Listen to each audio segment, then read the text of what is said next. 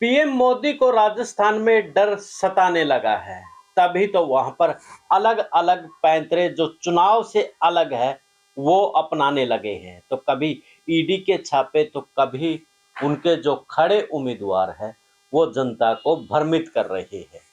जो लोग कहते हैं कि भाजपा इस वक्त बड़ी मजबूत है, उनके लिए ये 5 राज्य के चुनाव देखने लायक है, क्योंकि जिस प्रकार से मोदी और शाह की जोड़ी ईडी और सीबीआई के साथ में दूसरी जांच एजेंसियों के मार्फत चुनाव को जीतने की रणनीति बना रही है, लेकिन जिस प्रकार से पूरा कांग्रेस संगठन बीजेपी की जितनी रणनीति है उसको धाराशाही करती नजर आ रही है। तो आखिर में क्या कुछ खेल खेल रही है बीजेपी और किन के ऊपर ईडी के छापे भाजपा इस वक्त डलवा रही है, करते हैं इस पर चर्चा। चर्चा से पहले चैनल को शेयर और सब्सक्राइब के साथ फॉलो भी कर लें।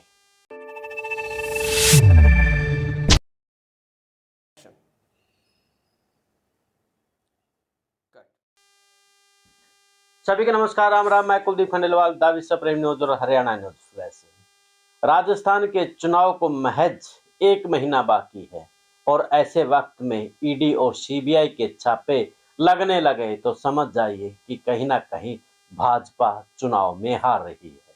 जिस प्रकार से वसुंधरा राजे और दूसरे बगावत इस वक्त भाजपा से कर रहे हैं, तो वही मोदी और शाह अपने ईडी और सीबीआई के मार्फत रणनीति बनाने में जुटे हुए हैं।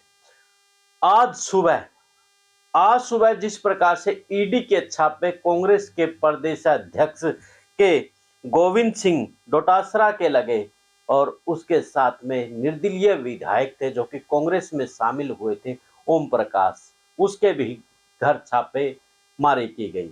तो ऐसे में समझा सीधा जा सकता है कि नरेंद्र मोदी इस वक्त डरे हुए हैं, क्योंकि सीधा फेस कहीं ना कहीं प्रधानमंत्री का है।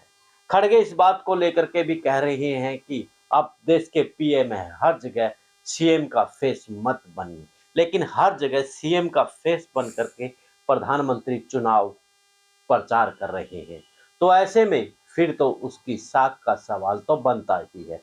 तभी तो वो ईडी और सीबीआई के छापे मरवा रहे हैं। तो दूसरी तरफ भ्रमित करने के लिए कल एक वीडियो वायरल हुआ था जिसमें जो कि सांसद है और सांसदों को भी टिकट दिया गया है, बालकनाथ, जिसको कि तिजारा से टिकट दी गई थी, उसने एक भ्रमित करने वाली बात बड़ी चुनाव प्रचार करते हुए कहा। उसने कहा कि 1490 वोट हैं, लेकिन 1480, यानी कि फिगर कुछ इधर उधर हो सकते हैं, 1480 वोट है और 1490 मिलेंगे, बाद में बेशक से निर्वाचन आयोग इसकी जांच करता फिरे।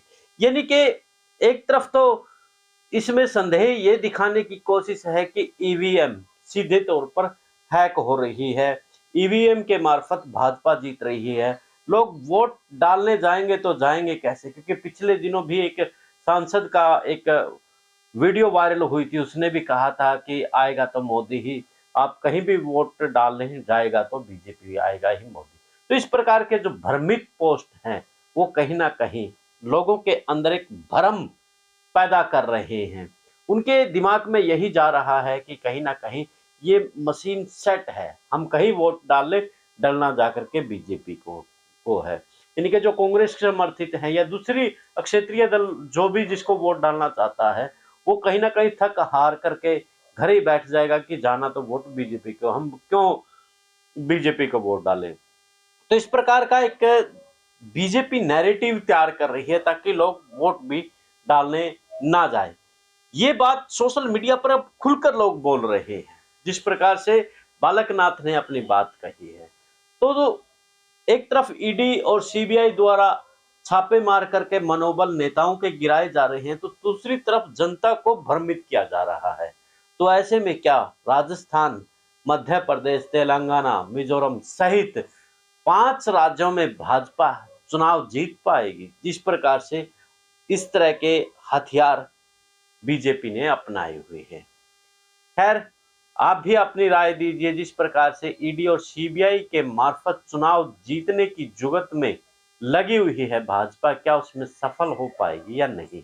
आपके सवालों के जवाब कमेंट्स बॉक्स में आप जरूर दीजिएगा।